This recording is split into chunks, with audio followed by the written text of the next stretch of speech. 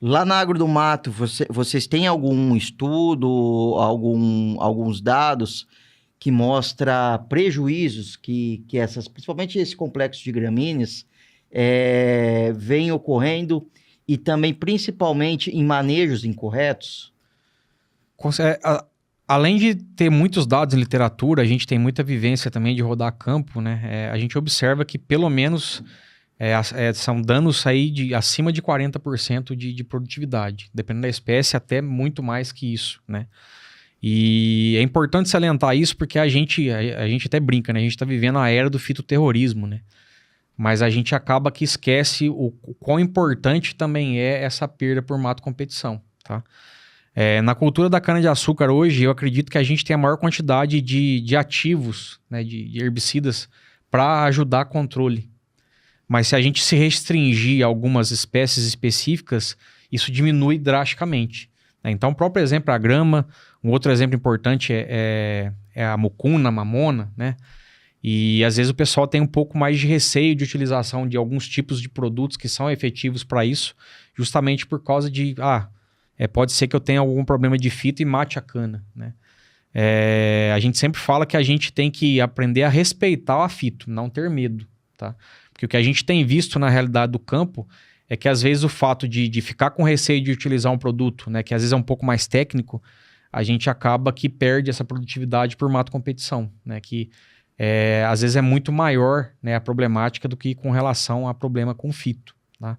Quando a gente fala em respeitar e não ter medo, a maioria das fitos que a gente observa hoje no campo são fitos de contato, né? Então, os protóxicos, como os fentrazona e flumizin, né, os inibidores de HPPD, igual o clomazone, o isoxafrutole, né, são produtos que têm efeito em folha, né? E a gente observa que a folha nova que vem na sequência, normalmente vem sem nenhum tipo de problema. É só um fito visual. Dificilmente aquilo vai causar uma perda de produtividade, tá? Diferentes de fitos de absorção, né? O principal grupo químico que vai causar esse tipo de problemática com fito de absorção são os inibidores da LS, né? Que são produtos mais solúveis, que tem um pouco mais de tecnificação para ter oportunidade de uso. Esses produtos, quando mal utilizados, né, eles vão ter oportunidade de ser absorvidos via sistema radicular, e aí sim você vai ter algum tipo de travamento em cana, tá? Vale salientar novamente que quando mal posicionados, tá? A gente sempre gosta de frisar que não existe herbicida ruim. Existe herbicida mal posicionado.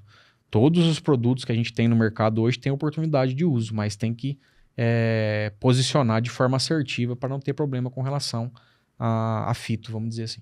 Você deve ter, né? Alguns exemplos clássicos de mau posicionamento de herbicidas, onde você já rodou, né? Você tem alguns para citar e para orientar o produtor? Trazendo um pouco, principalmente pelos produtos que eu já acabei de citar, né?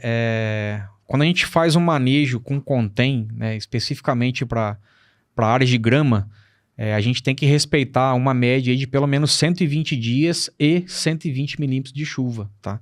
Um ponto importante é que eu falei e, não ou.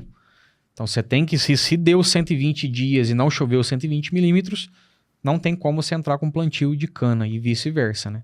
Na maioria das vezes acontece alguns atropelos, né, com relação a isso, principalmente por causa de pressão de preparo, plantio, e aí a gente observa algum tipo de problemática nesse sentido, né?